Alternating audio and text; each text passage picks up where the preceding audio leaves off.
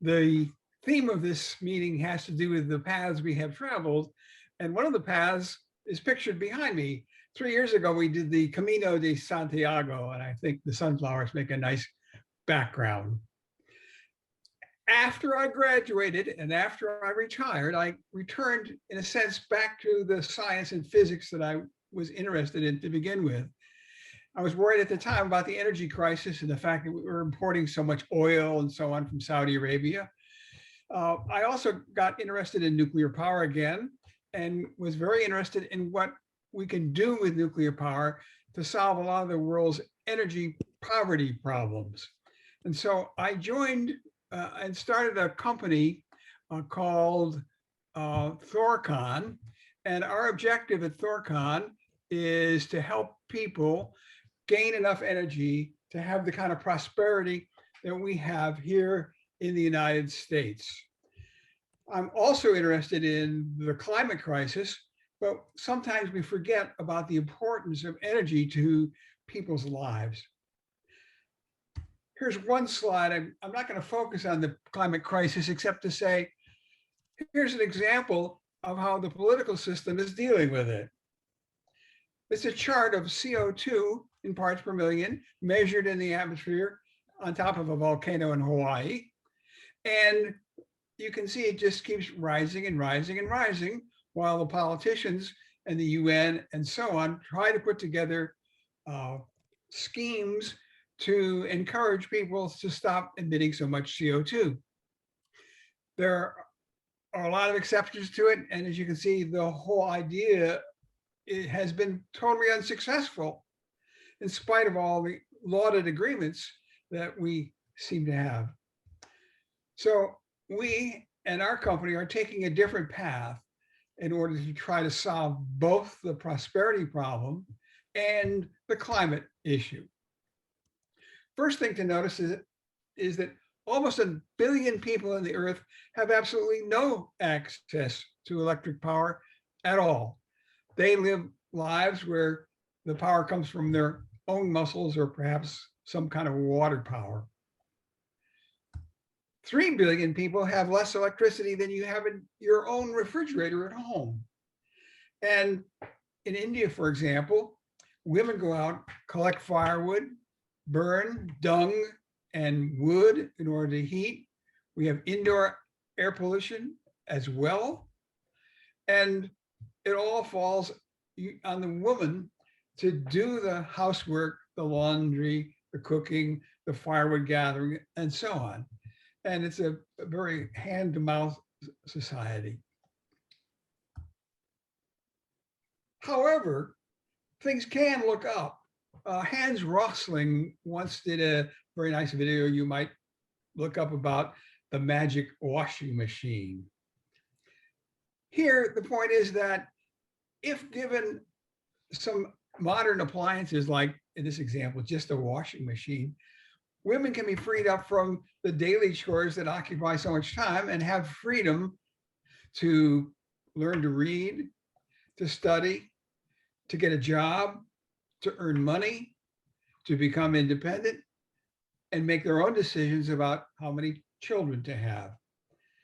So this is an important thing to help the world manage its growing population. Here's a chart. Each dot represents a nation. And on the horizontal axis is births measured in children per woman on average. And the vertical axis is income measured as GDP per capita. You'll see that below the green line, which I've arbitrarily labeled as prosperity at $7,500 per year, the birth rates are much higher than the replacement birth rate of about 2.3 children per woman. And you also see that those countries that have decently high GDP per capita are identically the ones that have fewer children per woman. So although the world population is still growing, the population in the developed nations like Italy or the US and so on, is not replacing itself. So a lot of the pressures for environment and so on that derive from increased population are also mitigated by having fewer people. Here's another one of these charts where each dot represents a nation. In the horizontal axis, you see income again, per capita GDP. And in the vertical axis is electric power consumption. And you can see that they're somewhat correlated. The developing nations of the world are way down in the left-hand corner, but they need electricity in order to power up their countries, to do commerce, to power industry, the police, hospitals, fire, traffic control. All those things require electric power. And it's one of the things that can help the countries reach the prosperity level that they need in order to basically reduce population growth. Another way to look at this graph is to say, what is the slope? And the slope of that graph I've figured out here is $32 billion of gross domestic product can be added to an economy through the addition of a single large 1 gigawatt power plant. Now that one doesn't cause the other, but it is a sort of a prerequisite.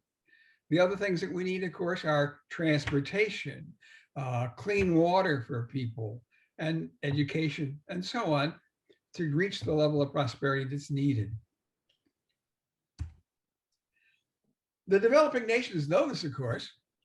They want more. This chart shows how much electricity we're using in the world today.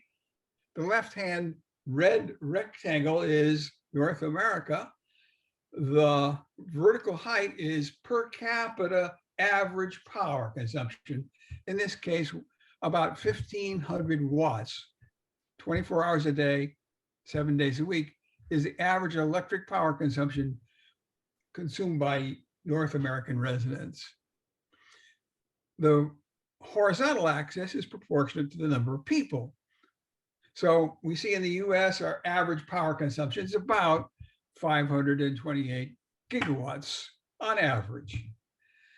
The EU is about half of that per capita, and so on. China reaches its level of prosperity at a level of about 400 watts per person. So what about the rest of the world? What about India, South Africa, and so on? There is a lot of potential increase in demand for electric power that's perhaps being ignored by people who are worried about how do we solve the climate problem. This is going to happen.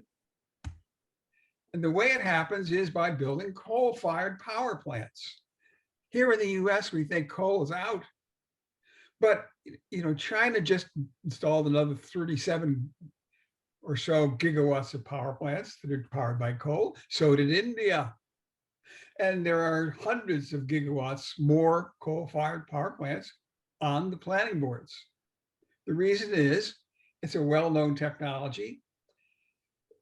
The plants can be built sort of by experienced firms, and coal is readily purchased relatively inexpensively. And importantly, they deliver the continuous power that's needed, not for a kid to do homework in the dark, but to run a factory or an iron mill or a Tesla power assembly line, something of that sort. Nations need continuous, reliable power in order to succeed. That's the market our company is in. I'm a co-founder of a company called ThorCon. We develop power plants that are run by fission, by fissioning uranium and thorium in a liquid, which is a molten salt. I'm not going to go through this whole diagram with you, but I want to just point out that we have been working in that for perhaps 5 years, and we have a lot of details behind these things to explain to possible investors what we are building. There are competitors, of course.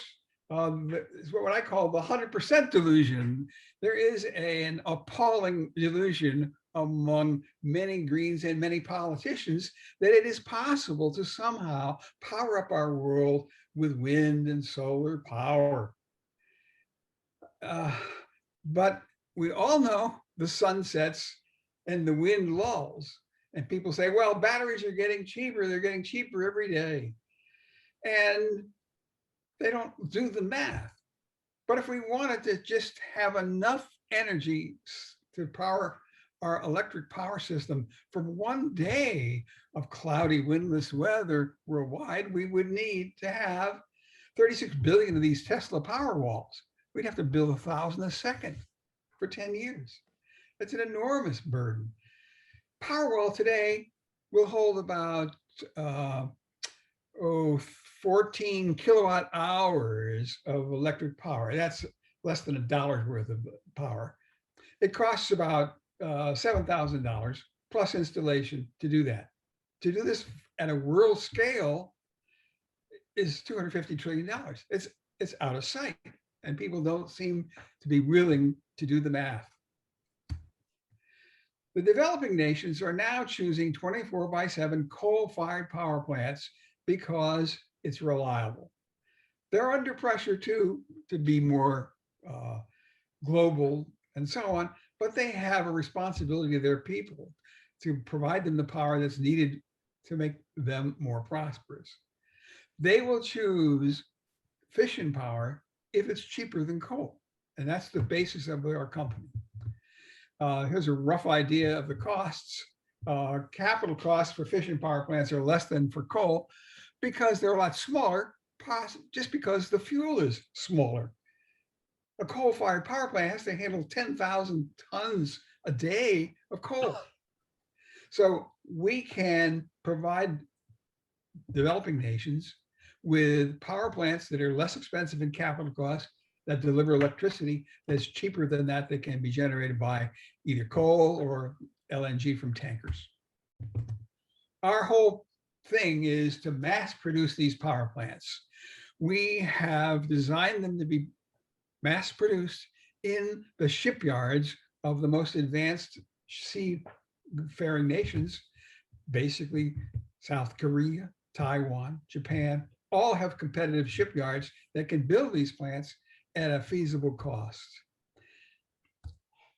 Here's the DSME, Daewoo Shipbuilding Marine Engineering in South Korea, the largest shipyard in the world. They can build a single one of these units in less than a year, provided we pre-order all the fitting out components. They can build about 30 gigawatts of such power plants in serial production. They will probably be our EPC, the outfit that puts these plants together. A plant coming out of a shipyard is then towed across the ocean to a destination. We don't have a lot of site prep work to do. And in our case, that destination for the first one, it's going to be in Indonesia. We have a site that's been recommended. It's in one of those islands that's north of the J in Jakarta.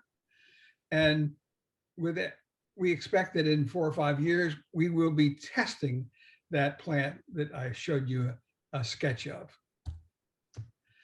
Again, I've been working on this for many years. I'm going to talk about just 2 books I put together.